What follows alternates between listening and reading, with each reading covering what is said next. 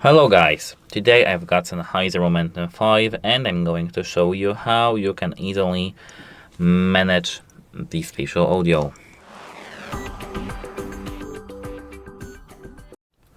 As you can see, here we've got our application called Sennheiser Smart Control Plus application.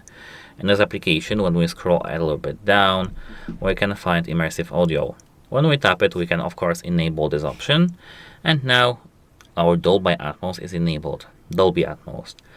And in addition, we can enable the option called head tracking. Head tracking is, of course, it appears that our phone is like steady source, fixed source, and when we move our head, our phone will be the source of the music or just the sound, and it will track our head. Immersive sound that stays fixed as you move your head.